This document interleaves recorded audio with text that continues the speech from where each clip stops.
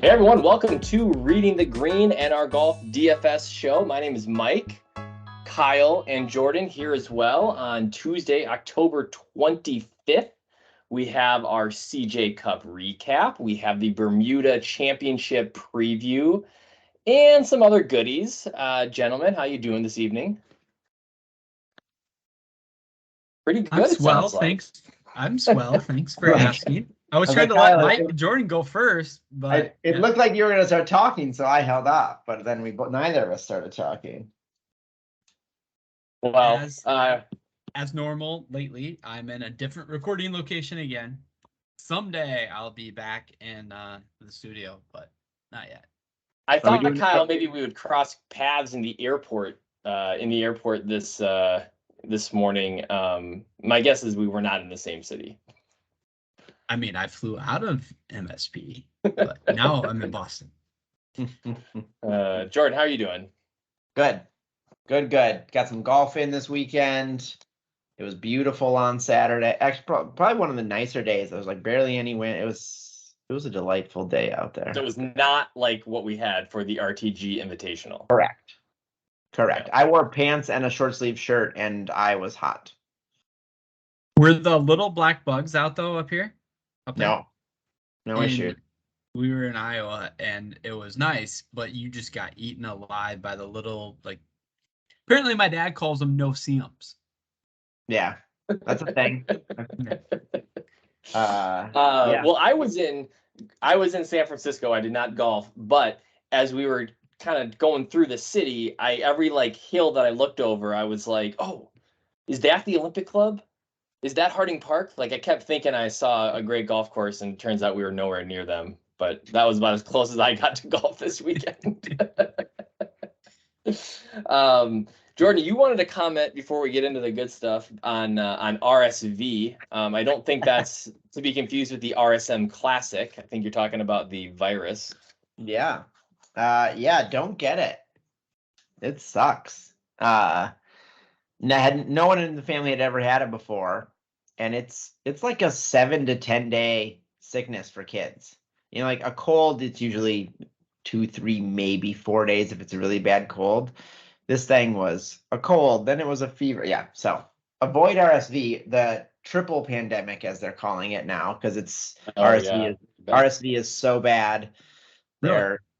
With COVID, the regular flu, and now RSV being as bad as it's been in many, many years, it's the trifecta. All right. Well, I should be guaranteed to get one of those in Iowa this weekend when I'm there for the game and homecoming and all that. The game of the century. Yeah. There might be 10 points scored in it. It's gonna be really hard. Like, I bet we stay for a quarter and a half. I don't know what we paid for the tickets. I bet we stay for a quarter. Are the kids going to the game with you? Definitely. The kids aren't going to Iowa at all. Oh, okay. Kyle, actually, I meant to ask you this. Is there any reason that I need to stop at Diamond Joe on the way to Iowa City to do anything while I'm at Iowa? Well, are you going before the event kicks off on Thursday? No, we leave on Friday. No, well. But is mobile betting available in Iowa without setting foot on a casino present? Okay. Yeah. Yep. All right. Well, they do have the FanDuel Sportsbook there. Well, we'll see. I don't know. That might be a tough sell for my car mate to stop at Diamond Joe, but we'll see. That might just be lunchtime. On DraftKings, you can just bet. You just download the app and you're good to go. All right. I want to hit on drinks before we talk about the CJ Cup, because I'm sure that will be brief. Kyle, this is not intended to make fun of you in any way, but this is what's left in my house. I neglected to make a beer run before I went out of town, so I'm drinking a white Muscadet. It is very coastal. A white what? Oh yeah, what do you Muscadet? I think Muscadet's like a French like coastal wine. I don't know. That's way too much description for this. You're supposed to just say white wine. White wine. I'm not a wine drinker by any means, but I can read a label. Kyle, do you have anything, or what do you have with dinner? Water. So yeah, you guys got me beat. Next week, I'm looking forward to being back and having a good beer in front of me since it's been a couple weeks. Yeah. Nice. And hopefully we're in person. Yeah. Yeah. I've got everyone's favorite, the Hooey. I do enjoy my Hooey. Just so good. Drinkable, only 6.2%. I could this and False Pattern are probably my two, like, oh yeah, let's just go have, and I guess Pseudo Sue, right? Just 3 drinkable hazy IPAs without getting kicked in the pants. Yep. I'm big Hooey fan. Lupulin. All right. Well, let's talk about the CJ Cup a little bit. Like I said, I was out of town. I did not watch a lot of it, but that's okay. I know there was more chatter about the lack of coverage, especially as Rory was ascending to the top of the leaderboard. You literally couldn't watch it on Sunday. And so I won't even have to get into that. It's the PJ. I don't know what is going on with golf coverage this fall. Yeah, I tried to watch it a little bit. I think I saw a little on Friday, but yeah, you couldn't watch it. 2 to 5 p.m. Thursday and Friday. Awesome. How is that possible in this day and age? You already have the cameras there. You already have the infrastructure there. Like you're paying the cameraman. I mean, a lot of cameramen are contract workers, but you've already flown them, paid to fly them there. Like, have them work a 5-hour day, right? Like, I don't know. Did you guys see this though? Before we talk about Rory winning and all that. So Shane Lowry, who I think was the top of our power index for the week, I was feeling pretty good about him. He really put it in the tank on Sunday, and I think that ended up hurting a bunch of my lineups. But so he breaks his putter halfway through the round on Thursday, I think. Yep. And then has to drive 26 miles to a PGA Superstore to get a replacement. Why do these guys not have backup putters in the tour vans? Or are there not tour vans at these events? Like, they said they all left. So they're there until Wednesday, and then they pack up and start moving on to the next one. Right. And this next one seems like you would keep Bermuda. A driver shaft and a putter in your hotel room at every event. I mean, I know I'm not a tour pro, but that just seems like something you would do. I would just have an entire backup set of clubs, maybe even two putters, right? Like, yeah, because it's not the first time we've seen it this year either. No, Joel Damon had to go too. Great question. Why don't you have a whole backup set of clubs? That's a great idea. Why don't you have some other means to go get something besides driving to Beaufort, South Carolina by yourself to go get it? Yeah. So it's said that I had to look this up because I didn't get all the details, but it said that he putted a couple holes with his lob wedge. Then his agent went and got a putter out of a member bag on the 11th hole, and he played with that coming in, which, again, I think you can substitute I don't remember the exact rules. Like, if it's not in frustration, you can substitute the club. And so, I don't know. It's so strange. This has happened like multiple times this year. How did it break? Well, it said he leaned on it. Oh. He tried to flip it back up with a gentle kick beneath the shaft. He dropped it and he tried to kick it back up like he was a hacky sack, and it bent the shaft. So I don't know. I mean, let's be real. He's not a small guy. He probably stepped on it, not nimble, didn't get his foot under it, got his toe on it, bent it. Yeah. Well, Rory backs up the chalk. We can talk at length about Rory, or we don't talk about him at all. I think golf media did plenty of that. He's back to number 1 in the world. Here's the thing that I thought would have been really interesting, and it didn't matter twice what I'm going to say, but if Kurt Kitayama would have unseated John Rahm in Mexico when Rahm was the most ridiculous favorite of all time, and then he also knocked off Rory as Rory was trying to climb back to number 1 in the world, what would we be thinking about Kurt Kitayama, who, by the way, is a top 50 player in the world now? But it's kind of crazy that he's been duking it out with some big names in the last 6 months.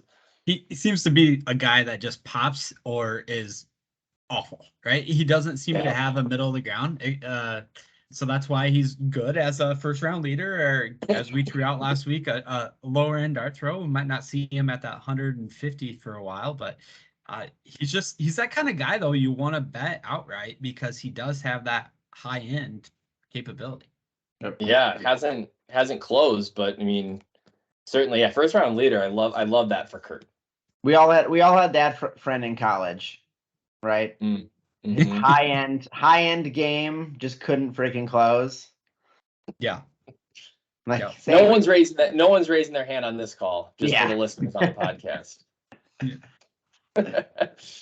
Listener League, RTG Listener League.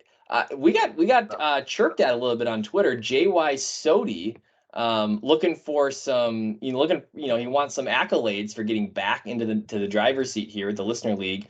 Followed by Kyle, can you get this one for me? Andy Dinges. Sure.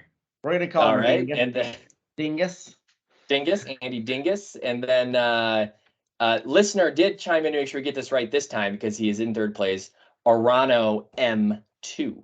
So there you go. There's the top three this week. I was not very good personally. Did anyone not make the cut this week? They all made the cut. There were more 6 of 6s than. Yep. It was a no cut event. Wait, was it really? Yeah. Oh my god. No. Was it? I didn't watch any of it. It was I had a sick. There's like 80 people on the field. That'll do it. So did you catch that? Jordan and I tied for 5th in the Listener League, but we also had 5 of the same 6 guys. We both had Fitzpatrick, Homa, Lowry, Wise, and Davis, but then we went different ways to 6th guy and got the same amount of points. That's actually pretty funny. I hadn't noticed that. Yeah, they finished with different scores, and yet we had the same DraftKings scores. Yeah. Okay. Yeah, Russell Henley T45, and I had Keith Mitchell T20. This all makes sense. This all makes sense now, guys. There you go. Wow, Jordan. All right. Welcome But welcome back to Earth. I'm sorry, Mike. I don't look at the bottom of the leaderboard. Everyone on mine was like top 45 or better. So I was just like, oh wow, I had 6 and I got 5th place. I guess I should go compare against Mike's down here at the bottom and see what. Your top 40 is your worst one. You just didn't have any. You were mediocre. Yeah, my Listener League lineups have been terrible. Otherwise, been all right. Top expert contributor this week, Mike McClure, one of the Blue Bloods, had Rahm and Lowry. I still think that Lowry was one of the landmines if there were any this week, just because Sunday he was there. He was there to have a good week as our top power index play, and he certainly faded on Sunday. I don't know, Kyle. Any other thoughts on the CJ Cup? I'm kind of done with the no cuts. 2 in a row. Yeah, same. It's just it doesn't have the intrigue. It's not much fun from a betting standpoint. It's not much fun. There's no strategy. The strategy's a little tougher. Like, yeah, I like tuning in on Friday afternoon, a little bit and seeing, sweating a bit. So, yeah, I'm done. I agree. Well, you're gonna get that then. Jordan, one more thought. I need to ask. I got first place in my tiers that I entered with 526 points, but there were also only 11 people in a 20-person tier. So all I had to do was not get last place to win money. I love that. You're just exploiting the DraftKings platform. But yet I got first place, so it didn't matter. So now I need to know, was my 526 actually a good score? I had a good tier this week. I had 528. Okay. 507 was the money line of mine. 562 led the way. Ooh, okay. So I'm glad I was in mine. All right, let's talk about the Butterfield Bermuda Championship then. Kyle, since you're done with cuts, again, you might be able to watch this on TV. The weather is supposed to be incredible at Port Royal Golf Course in Southampton Parish, Bermuda. And by incredible, I mean like tropical storm level weather this weekend. Not tropical storm level. It's only tropical disturbance number 2. Low likelihood of getting to a tropical storm. So we need to keep an eye on it. It's currently meandering off the southwest coast of Bermuda, but I don't think it's cancellation level, but it's definitely going to affect the event. I forgot that we do have resident weather expert and Yeah. weather hobbyist Kyle on the pod, so I shouldn't make jokes about classifications of storms. Weather hobbyist, that's a great line. I did have to point it out though, because one of the pods I did listen to today erroneously called it a tropical storm. It's not a tropical storm. Is there any, this is a serious question. I have not looked into any wave advantage this week. My guess is it's just going to be like, the field's not that big, so they're probably not playing all day. And then it looked like it was just going to be like windy the entire time. Yeah, I don't think there's going, it's hard to say so far, because it's kind of, as I said, meandering off the coast. So it's just going to depend on when those bands exactly come through. So maybe we get a little bit more of a read on that tomorrow, but I haven't seen something I think is actionable at this time. All right. Well, Lucas Herbert is the defending champ. Pop quiz. How many players from the top 50 OWGR are playing in this event this week? This is not meant to pump up live. I literally it's important to know. I will let Jordan answer, because I might have written down a similar stat in my prep. 6. No. Two. How about this? There is not even 6 top 100 players. Why is this tournament happening? Do you know how many top 100 players there are, Mike? Wait, is there a cut in this tournament or no? It's top 65 and ties. It is a normal cut event. They won't have a full field. I don't know, Kyle. I'm gonna guess 4. There is 4 top 100. And I don't even know if I could guess. I had to guess them. I mean, I know Seamus Power is the highest ranked at 48th in the world. Correct. But I don't know if I could guess another top 100 players. I mean, is Denny McCarthy top 100? He's second highest in this field at 83. Man, wow. And then boy, I'm looking at the 5-digit set, the 10K plus guys. Like, I'm guessing Aaron Rye is not a top 100 player. Is Dietrich? Nope. The remaining 2, one is mentioned often on this pod. He is a tie to one of us. Patrick Rogers. Siwoo? Nope. More locality based. Oh, Van Rooyen is in the field, isn't he? EVR is 97. Wow. And then you're missing the gentleman at number 92. Doug Gim. His last name has part of something that you wear as part of your golf apparel. Lucas Glover. Correct. All right. Well, I don't think, I'm a proponent of these events. I don't mind. I like getting to know some of these players. I like seeing guys get their first win or have a chance at a evenly matched field and get their first win. So I do not mind events like this as much as the rest of golf media is going to hate on them. I'm with you, Mike. I don't mind it either, especially when it's a full field event, not a no cut. And a little bit different type of course, different type of setup.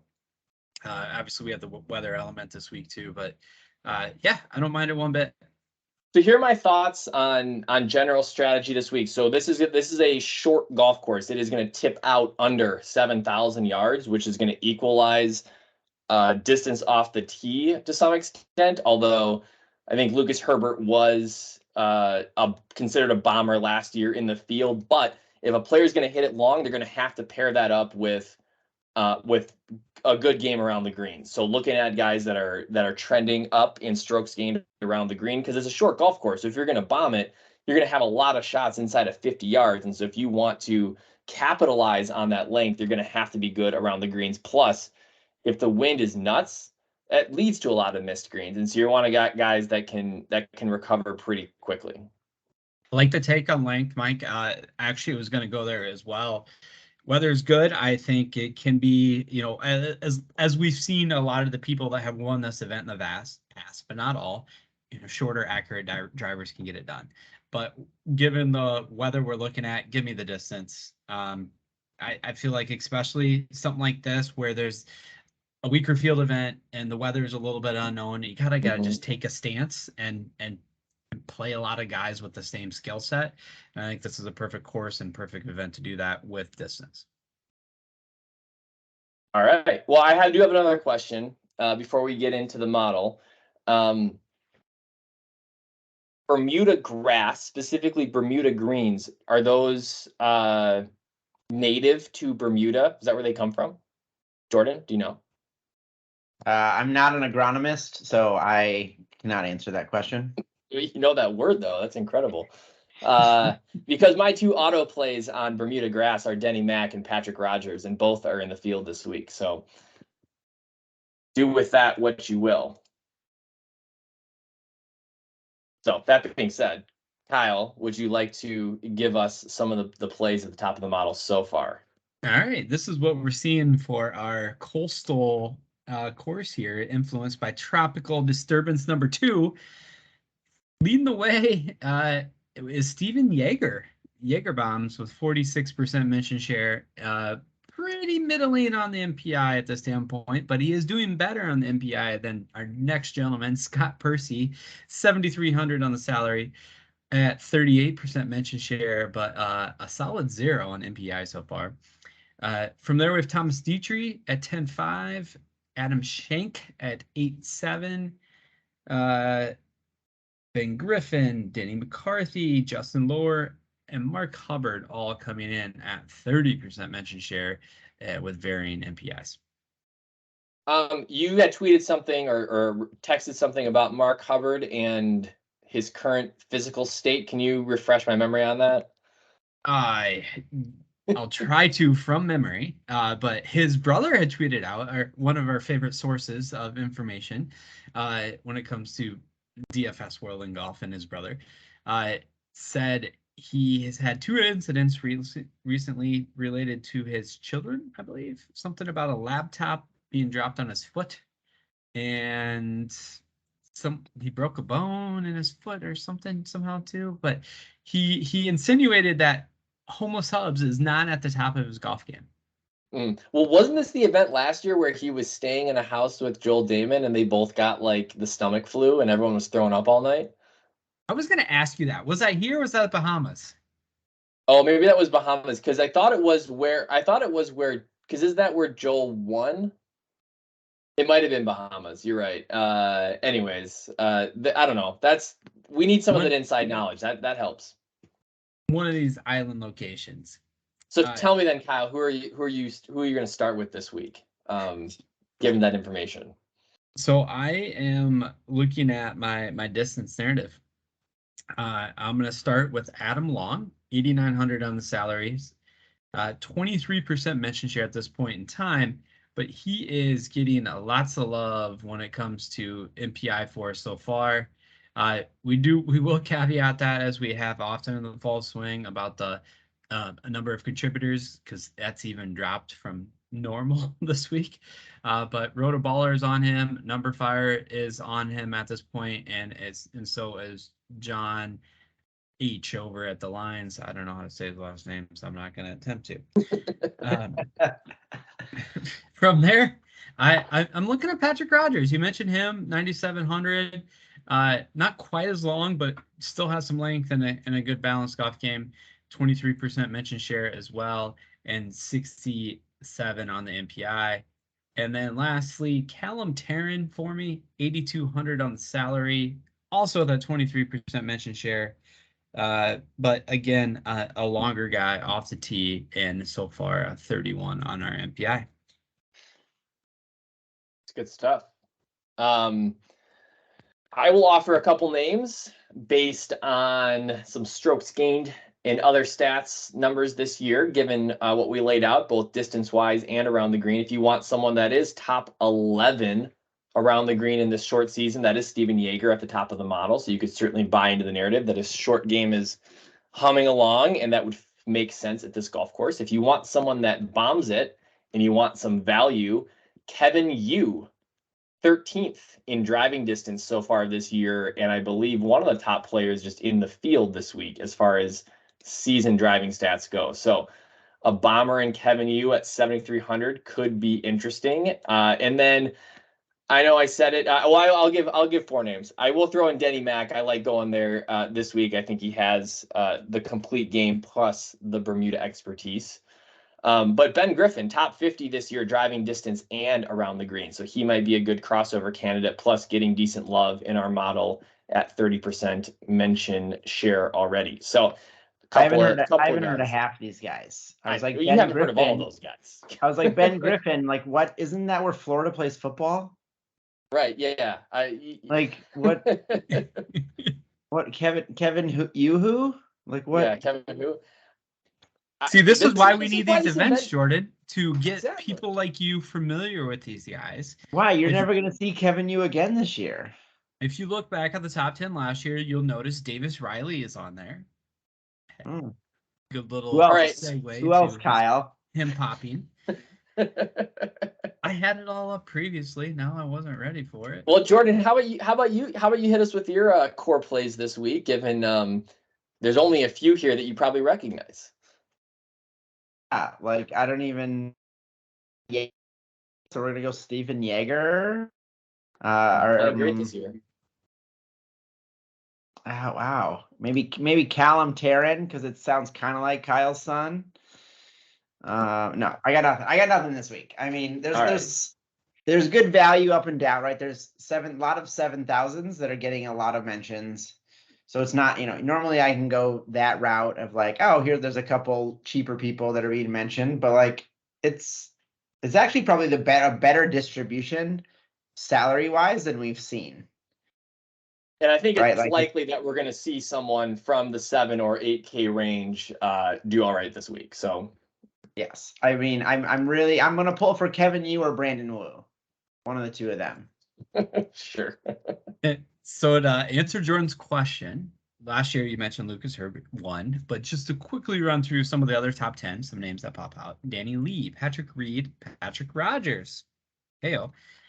He was 4th last year. Taylor Pendrith, who absolutely imploded on round 4 last year with a 76 to blow the lead and end up T5.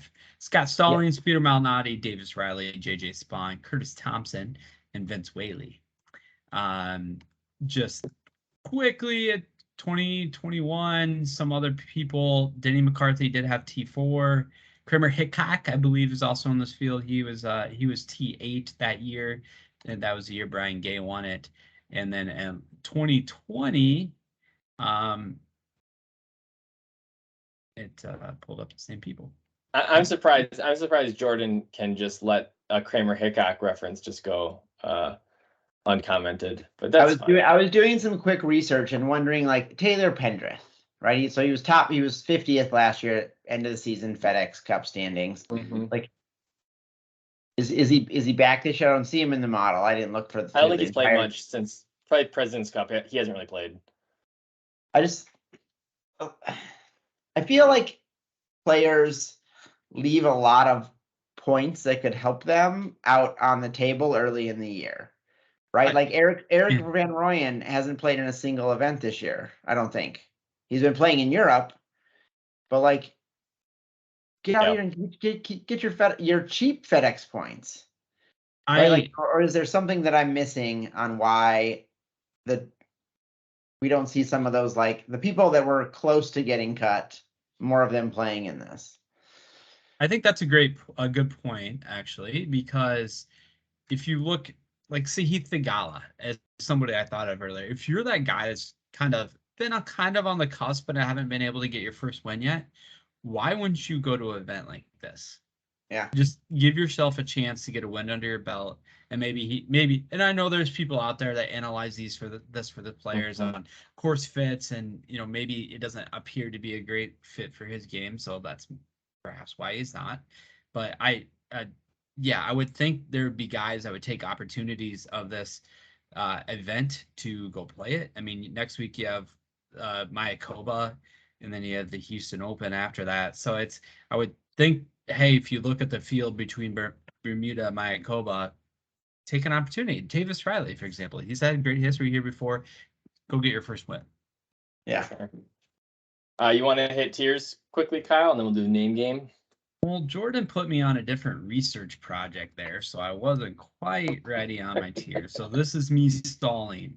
But first off, let's just talk about how crazy tier 1 is when you're choosing between Thomas Dietrich, Denny McCarthy, and Adrian Barank, who I know won over on the DP World Tour recently, but that's just having those guys in tier 1 is kind of crazy.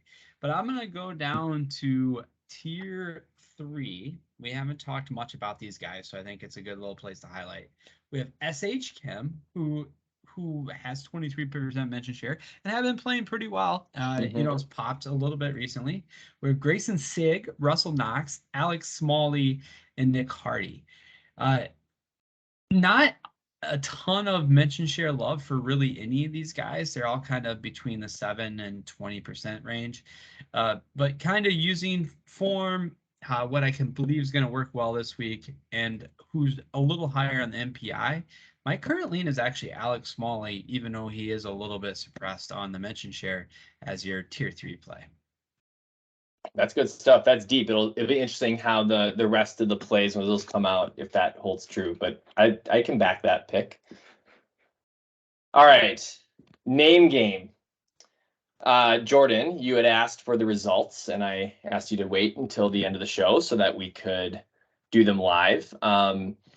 Kyle, you did finish in last. I think I actually threw away my Post-it, but I think you had Cameron Young and JJ Spawn. Is that correct? I would have to play it back, but I think that's correct. I think that's right. So totaling 134 points on the week. I had Cam Davis and Jordan Spieth totaling 146 points on the week. Jordan, you had Ches Reavie and Justin Thomas totaling 158 points on the week. That left the listeners with Corey Connors and Jason Day 159.5 points on the week. The team I didn't want anything to do with that team. Boo. Nope, you didn't want anything to do with that team, and that team turned out to be all right. Jason Day actually having a pretty good week. So there we go. That's the first win for the listeners. I don't know what the listeners are going to get, but we'll figure that out. I'm excited about this week's game, though. I've been keeping this one on ice, and it just came to me when I saw the names, and I had to force a couple here, but I think you guys think it's fun. You almost teased it. We have an interesting group this week. Obviously, it's the Butterfield Bermuda Championship. So we are going to go with 5 golfers, and we're going to do this based on our kind of proportional score because they're all kind of different salaries. 5 golfers with golf-themed last names. So the 5-player pool will be $8,700 Adam Schenk, $8,900 Adam Long, $6,800 Jonathan Bird, a $7,000 Nate Lashley, and a $7,500 Lucas Glover. So I get to go first since I'm struggling. Yes, sir. I'm gonna keep this consistent. Adam Long, man. All right, he is the highest priced player, so everyone else will score in proportion to Adam Long's salary.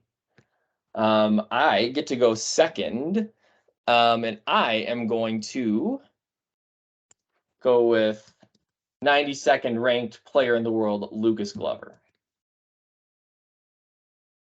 So is the listeners going to get 2 guys? Hadn't thought about how that's going to work. They get the highest priced guy remaining. Okay. All right. I like that. You going Schenk, Bird, or Lashley? Schenk, Bird, or Lashley? I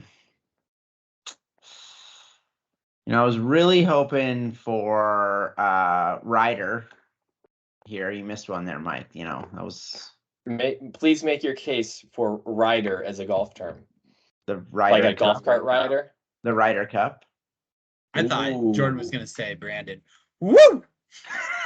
I will. Hey, you know what? That's good. No, I want Shank. I'm going Shank anyway. All right. I was looking through and seeing like what other names could I make some sort of joke around, and there was To be honest, nothing good. I just looked through the model. I didn't go through like the full field list. There might be some other ones. We could reprise this someday too. No. This is kind of fun. Yeah, this you could redo this easily with different golfers, but I'm going Shanky. So What that about- gives the listeners Nate Lashley. Okay. Where's Lash? Take a good lash there. What was he? I don't know what it would be, but I feel price. like Bill McGirt could turn into something. Yeah. Once we hang up, stop the recording. I've got one that's wildly inappropriate and cannot be out in public. Wildly Alright. inappropriate. I don't even want to guess. All right, then that being said, final thoughts, Kyle, on the event or Jordan. I'm glad I know it's a cut event today. Yeah. Nothing else on the event. I'll throw out my bets for the week. Please. No, last week said Rory was probably going to win. Couldn't get there at the 650, but hey, Rory won. Had some flirts for a while. Wise flirted. Hovland was kind of up there, so it wasn't a completely lost week. This week, I've been talking about the distance, trying to push it through the wind and the rain that I think is going to be part of it. So I'm going to stick with that on bets as well. You're throwing darts. If you're going to go down board and take some long shots, I think this is the week to do it. So Adam Long, 40-1. Garrick Higo, 65. Callum Tarrant, 45. Jason Bramlett at 70.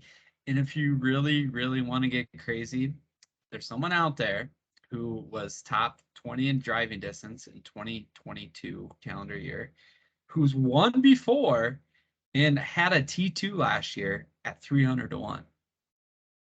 Kevin Tway, everyone. Wow. Kevin Tway. I'm really digging deep. If you really want to get crazy, there you go. All right. Well, good stuff, I guess. I'll figure out some way to watch this event, I guess. I'm just looking for the wind. Like, I want to see some crazy wind. I want to see, Joel Damon's hat blow into the ocean like it did. I guess that was Bahamas, but I want to see stuff like that happen. Otherwise, if this is going to be a short course birdie fest in Bermuda, then it's probably not going to catch too much of my interest. Good news is coverage starts at 1:30 instead of 2 this week. It looks like you have a 3-hour viewing window Thursday and Friday again, and Saturday and Sunday. So, yay!